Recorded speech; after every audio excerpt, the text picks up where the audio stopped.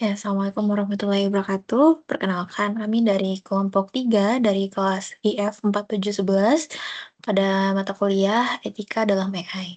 Di sini kami akan presentasikan hasil diskusi kami mengenai analisis penggunaan kecerdasan artifisial dalam sektor pendidikan.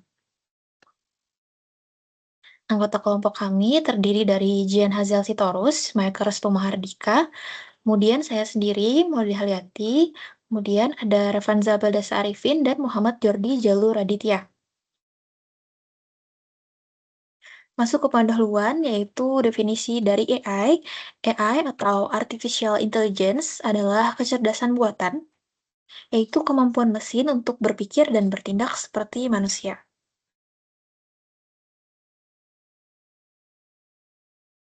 Transformasi dalam pendidikan, AI atau kecerdasan buatan ini mengubah cara mengajar dan belajar, serta membawa inovasi seperti chatbot, sistem pembelajaran adaptif, evaluasi otomatis, simulasi, virtual reality atau VR, dan juga sistem rekomendasi dalam pembelajaran. Untuk selanjutnya akan dilanjutkan oleh rekan saya.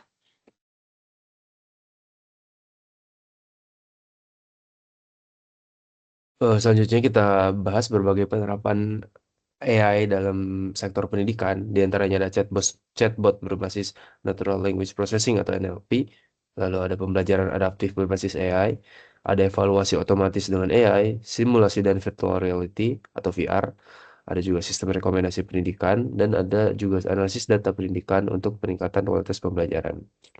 Selanjutnya kita akan bahas lebih lanjut. Next. Pertama kita akan membahas chatbot berbasis NLP. Chatbot ini digunakan untuk menjawab berbagai pertanyaan dari siswa, baik terkait kegiatan akademik maupun karir. Dengan teknologi pemrosesan bahasa alami, chatbot mampu memahami dan merespons pertanyaan layaknya manusia. Contoh penerapannya dapat kita lihat di berbagai kampus di luar negeri. Salah satunya itu di Finlandia yang telah menggunakan chatbot AI untuk membantu kegiatan akademik sehari-hari. Ini membantu mahasiswa mendapatkan informasi dengan cepat tanpa harus menunggu respon dari staf akademik. Next. Selanjutnya ada pembelajaran adaptif berbasis AI. Teknologi ini memungkinkan sistem pembelajaran menyesuaikan materi dengan kebutuhan masing-masing siswa. Dengan cara ini, siswa yang mengalami kesulitan di suatu topik akan diberikan pendekatan yang berbeda dibanding siswa yang sudah menguasainya. Tujuannya adalah untuk meningkatkan pengalaman belajar secara personal serta membantu siswa mengatasi hambatan belajar yang mereka hadapi secara spesifik. Ini menjadikan proses belajar lebih efektif dan lebih efisien. Selanjutnya.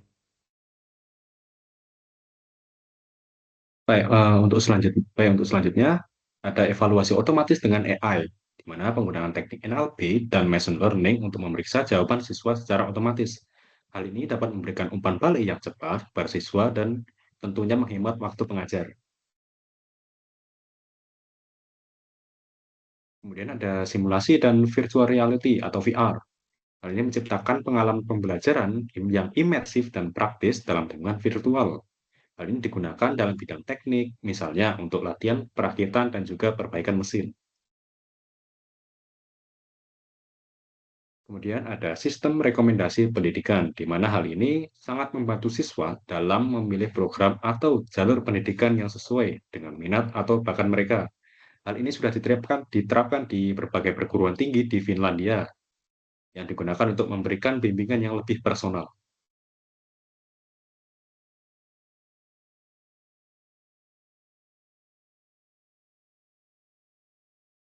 Oke, selanjutnya adalah analisis data pendidikan untuk peningkatan kualitas pembelajaran. Nah, di sini pembelajaran penggunaan AI memungkinkan analisis data pendidikan dalam skala besar untuk meningkatkan efektivitas. Nah, memanfaatkan machine learning untuk menganalisis data pendidikan dalam skala besar. Lalu, menemukan pola yang relevan untuk memperbaiki metode pengajaran dan memahami kebutuhan siswa. Di Finlandia, penggunaan data pendidikan berbasis AI telah menjadi bagian penting dalam upaya meningkatkan kualitas pengajaran dengan mengidentifikasi kebutuhan siswa. Oke, lanjut. Nah, implementasi teknologi dalam pendidikan dapat mempermudah tugas guru dan siswa dalam kegiatan belajar mengajar. Dengan adanya sistem digital, penyimpanan data menjadi tidak terbatas, memungkinkan akses informasi yang lebih cepat dan efisien. Selain itu, teknologi juga menjadikan tugas para pendidik tidak berulang karena mereka dapat memanfaatkan berbagai aplikasi atau platform untuk mendukung pembelajaran. Penggunaan teknologi AI ini memungkinkan pembelajaran dilakukan kapanpun tanpa batas waktu. Nah, memberikan pekerjaan menjadi lebih cepat, lebih baik berkat sistem digital dan otomatisasi yang ada. Next. Nah, meskipun teknologi AI ini membawa banyak keuntungan, implementasinya dalam pendidikan juga memiliki beberapa dampak negatif. Nah, salah satunya yaitu adalah membuat kecenderungan guru dan murid menjadi lebih malas karena mereka terlalu bergantung pada teknologi dalam menyelesaikan tugas. Selain itu, penggunaan teknologi terutama dalam bidang administratif menghilangkan sebagian pekerjaan para pendidik yang dapat mengurangi keterlibatan mereka dalam proses pengelolaan dan pengawasan kelas. Meskipun AI dapat membantu dalam berbagai hal, ia tidak dapat memahami tujuan atau konteks informasi yang dibuat sehingga mungkin tidak selalu menghasilkan solusi yang sesuai dengan kebutuhan manusia. Nah, AI bekerja berdasarkan apa yang telah diprogramkan, yang berarti kemampuannya terbatas pada aturan dan data yang diberikan, sehingga kurang fleksibel dalam menangani situasi yang membutuhkan pemikiran kritis atau intuisi.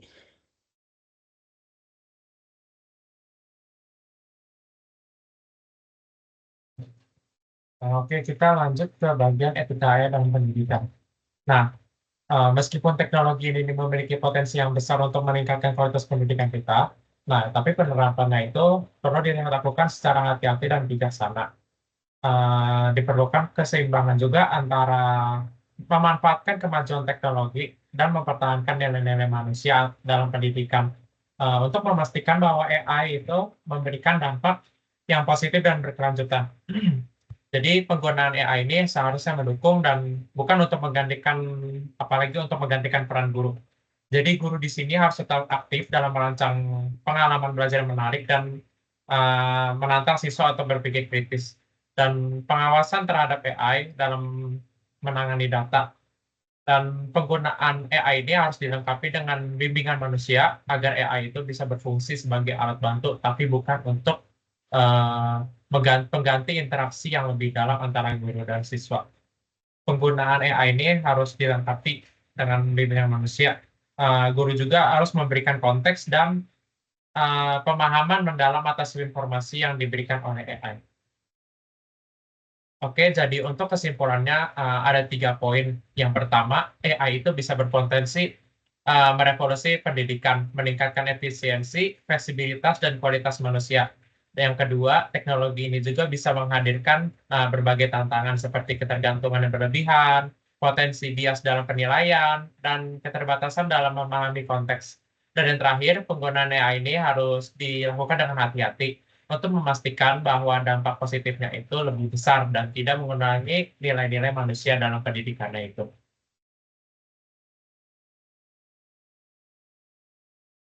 Baik, untuk referensinya bisa dilihat.